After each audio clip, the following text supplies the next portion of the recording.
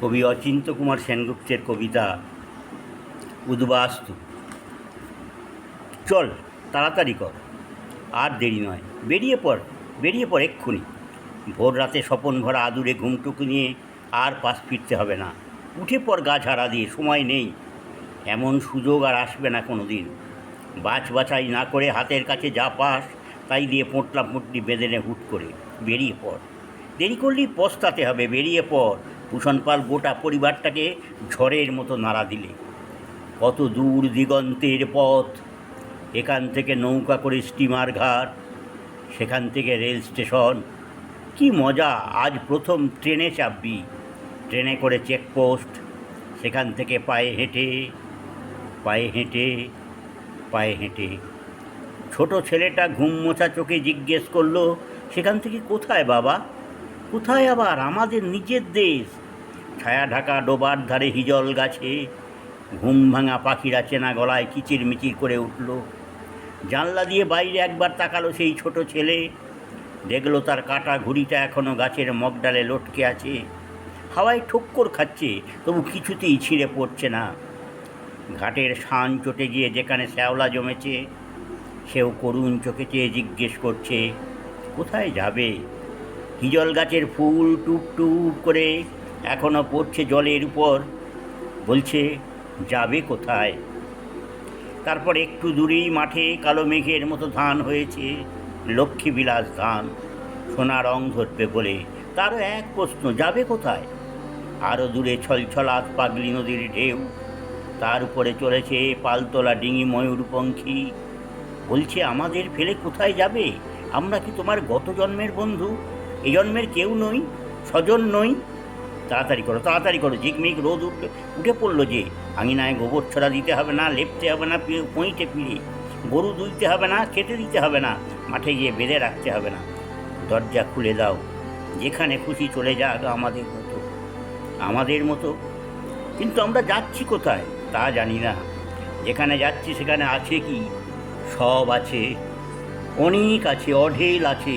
কত আশা, কত বাসা, কত হাসি, কত গান, কত জন, কত জায়গা, কত জেল্লা, কত জমক। সেখানকার নদী কি এমনি মধুমতি? মাটি কি এমনি মমতা মাখানো?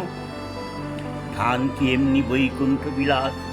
সোনার মতো ধান আর রূপোর মতো চাল। বাতাস কি এমনি হিজল ফুলের গন্ধে ভরা, বুনো বুনো, মৃদু মৃদু? মানুষ কি সেখানে কম নিষ্ঠুর, কম ফন্দিবাজ, কম সুবিধেখোর? তাড়াতাড়ি করো। ভূষণ এবার স্ত্রী সুরবলার উপর ধমকে উঠল, কী অত বাঁধাবাঁধি করছো? সব ফেলে ছড়িয়ে টুকরো টুকরো করে এপাশে ওপাশে বিলিয়ে দিয়ে জোর কদমে এগিয়ে চলো। শেষ পর্যন্ত চলুক থামুক, ট্রেনে গিয়ে শোয়ার হতে পারলি নিশ্চিন্তি। চারধারে কি দেখছিস? ছেলেটাকে খেলা দিল ভূষণ। জলা জংলার দেশ, দেখবার আছে কি? একটা কানা পুকুর, একটা ছেঁচা বাঁশের ভাঙা ঘর, একটা এক ফসলি মাঠ, একটা ঘাসি নৌকো। আসল জিনিস দেখবি তো চলো পারে। আমাদের নিজের দেশ, নতুন দেশের নতুন জিনিস। মানুষ নয়, জিনিস। সে জিনিসের নাম কি জানিস? নূতন জিনিসের নূতন নাম উদ্বাস্তু। ওরা কারা চলেছে আমাদের আগে আগে? ওরা কারা? ওরাও উদ্বাস্তু। কত ওরা জেল খেটেছে, তকলি কেটেছে, হত্যে দিয়েছে সত্যের দুয়ারে। কত ওরা মারের পাহাড় ডিঙিয়ে গিয়েছে, পেরিয়ে গিয়েছে কত কষ্ট ক্লেশের সমুদ্র। তারপর পথে পথে ওরা কত মিছিল করেছে, সকলের সমান হয়ে কাঁধে কাঁধ মিলিয়ে, পায়ে পায়ে রক্ত ঝরিয়ে। কিন্তু ক্লান্ত যাত্রার শেষ পরিচ্ছদে এসে হেনাখোঁড়া খুবলে নিয়া মানচিত্রে যেন হঠাৎ দেখতে পেল আলো ঝলমল ইন্দ্রপুরীর ইশারা। ছুটল দিশাহারা হয়ে। এতদিনের পরিশ্রমের বেতন নিতে, মসনদে গদিয়ান হয়ে বসতে, ঠেস দিতে বিস্ফারিত কুসুমের তাকিয়ায় পথের কুশকণ্টককে যারা একদিন রাজ্যের মধ্যেও আনেনি, আজ দেখছি সে পথে লাল শালুপাতা হয়েছে কিনা, ড্রয়িং রুমের পা রাখবার জন্য আছে কিনা বিগতপুরু ভেলভেটের কার্পেট।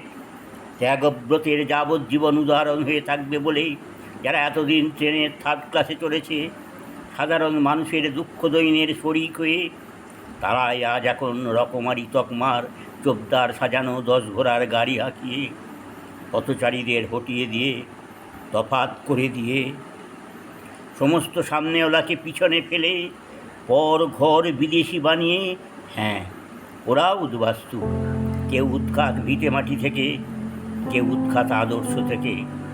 আরও আগে, ইতিহাসেরও আগে ওরা কারা ওই ইন্দ্রপুরী ইন্দ্রপ্রস্থ থেকে বেরিয়ে যাচ্ছে হিমালয়ের দিকে। মহাভারতের মহাপ্রস্থানের পঞ্চনায়ক ও তাদের সঙ্গিনী স্বস্বরূপ অনুরূপা। যুদ্ধ জয় করেও যারা সিংহাসনে গিয়ে বসল না, কর্ম উদযাপন করেও যারা লোলুপাতি কর্মফল বন্টন করল না নিজেদের মধ্যে, ফলত্যাগ করে কর্মের আদর্শকে রেখে গেল উঁচু করে, দেখিয়ে গেল প্রথমেই পতন হলো দ্রৌপদীর, পক্ষপাতিতার। তারপরে একে একে পড়ল আর সব অহংকার, রূপীর বিদ্যার বলের লোভীর আগ্রাসে।